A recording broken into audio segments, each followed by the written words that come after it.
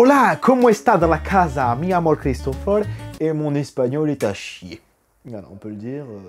J'ai pas pu vous demander ça en début de vidéo, mais si cette vidéo vous plaît, je vous invite vraiment à laisser un pouce bleu, à venir vous abonner à la chaîne, à partager celle-ci à tous vos amis, comme vous voulez. Et aujourd'hui, on va s'attaquer à un sujet que beaucoup de personnes en ont parlé, les langues étrangères.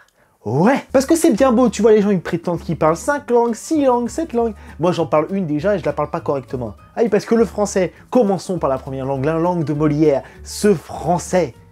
Ouais. Alors le français, on va en parler comme si on veut. Le français, c'est sûrement la langue la plus chiante à apprendre de tous les temps. Tout le monde le dit, tout le monde le sait. Le français, hormis qu'on ait un petit accent, tu vois, romantique, des trucs comme ça, pas du tout. On est la pire langue du soir. Ouais, tu vois, rien que déjà ce que je viens de dire avant, c'était même pas français. Le français, c'est sûrement la langue la plus chiante que j'ai appris dans toute ma vie, parce que c'est la seule langue que je connais. Ouf. Le français, c'est sûrement la langue la plus chiante que j'ai dû apprendre au cours de ma carrière parce que c'est la seule langue que je sais parler. Ah oui, mais pendant une semaine, tu vois, je me suis dit, vas-y, je vais apprendre une langue, des trucs comme ça. Non, j'ai abandonné au bout de 2 heures. Bah oui, y en a qui ont des facilités pour les langues, donc qui ont des facilités pour autre chose. Moi, j'ai une facilité pour autre chose. Ah, je vous jure que les actions de Durex, depuis quelques temps, ça aura monté en flèche grâce à moi. C'était crade, ça n'a rien à faire ici, on est d'accord. Mais j'ai envie de vous parler des langues étrangères, de ce que j'ai pu me renseigner sur la chose, et mon Dieu, je vais vous raconter des anecdotes qui sont, ma foi, très folles, et vous allez pouvoir vous taper les barres, vous foutre de ma gueule en commentaire, c'est ouvert. Ah, vous pouvez y aller cette fois-ci, vos commentaires sont ouverts, vous faites ce que vous voulez. Trouvez-moi une punchline avec les langues, tiens, c'est votre défi de la journée.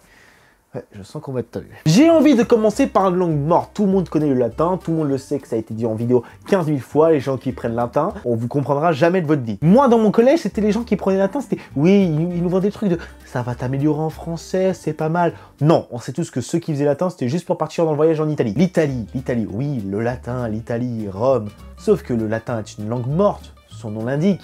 Sauf qu'en Italie, ils parlent quelle langue? Je vous le dis, italien. Voilà.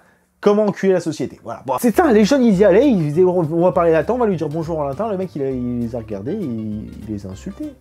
Eh, tu me prends pour qui mec? On est en Italie, on n'est pas italien, pourquoi tu me parles latin? Déjà, qui parle latin alors qu'il est... Ça existe plus, faut se calmer, c'est une langue morte comme on l'a dit, c'est comme l'égyptien, il y a plein de pays, il n'y a plus personne qui parle ce genre de langue-là. Attends, t'imagines si tu parles en hiéroglyphe, t'as pas l'air con, on dirait un signe ninja. J'ai pas de phrase pourrie, j'ai pas de blague, là j'avoue que c'est... Bref, passons à une langue que j'ai moi-même côtoyée, l'allemand.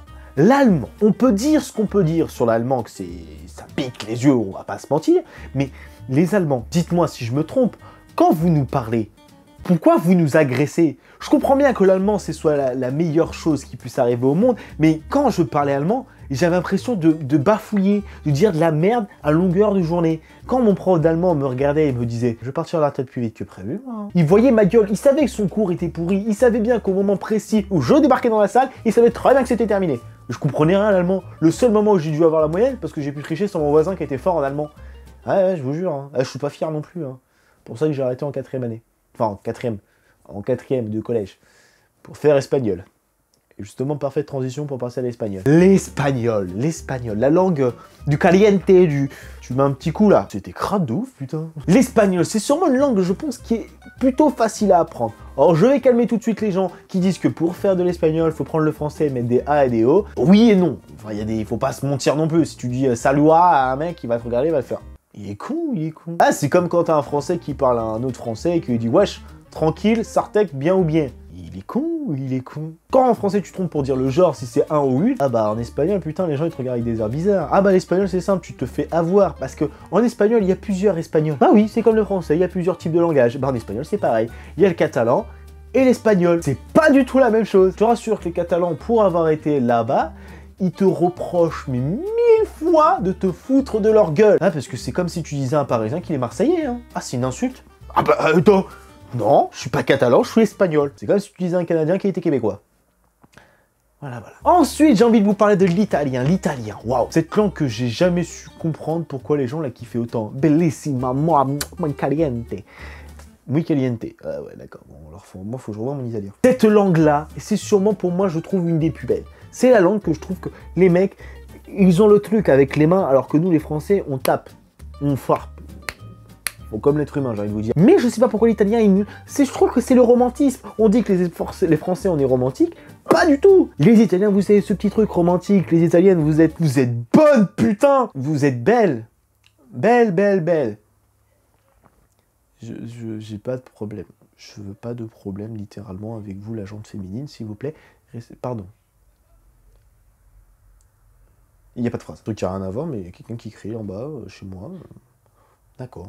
Le russe, alors là, je vais vous dire tout de suite. Alors je pense que c'est pas du tout un cliché, les mecs qui ont créé la Russie, c'était des mecs bourrés. Désolé, mais ça c'est pas un alphabet pour moi, c'est des hiéroglyphes. C'est un déchiffrement de tous les jours. C'est un code pour déchiffrer votre langue. Franchement, je demande à une personne dans les commentaires qui sait parler russe, dites-moi si c'est vraiment facile à apprendre. Parce que pour moi, réapprendre complètement un alphabet, c'est horrible. Bon, ok, si c'est votre langue natale, je peux comprendre. C'est comme si vous passez du russe en français.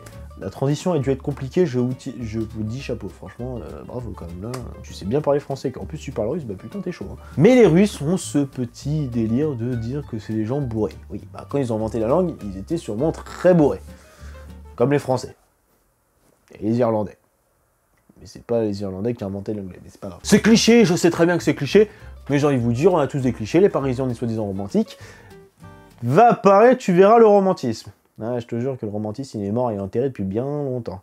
À ma vie, il a joué le latin. Et pour venir à certaines langues, le monde entier est recouvert de langues, de multilangues qui ont su marquer l'histoire, qui ont su se faire un nom, qui n'ont pas été grandement réussis, qui ont su faire que notre monde est diversifié et que maintenant nous parlons différentes langues pour représenter différentes cultures, différentes histoires, différentes religions, différentes J'y ai plus. J'étais parti dans un monologue genre historique, je m'attendais à un truc où on faisait péter les feux d'artifice.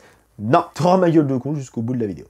Ça t'a fait plaisir? En tout cas les gens, j'espère que cette petite vidéo vous aura plu. Désolé pour cette semaine, c'est un peu le reprise du travail. Désolé, j'ai pas eu le temps de faire de grosses vidéos. Ça va revenir, ne vous inquiétez pas. En tout cas, j'espère que cette vidéo Anaïs sans fond vous aura plu. N'hésitez pas à me dire dans les commentaires ce que vous en avez pensé. Vous connaissez la chanson comme d'habitude. N'hésitez pas à me rejoindre sur Instagram, c'est là où je suis plus actif. Et c'est là où je fais un petit peu le bug de temps en temps. Je vais pas vous mentir, c'est...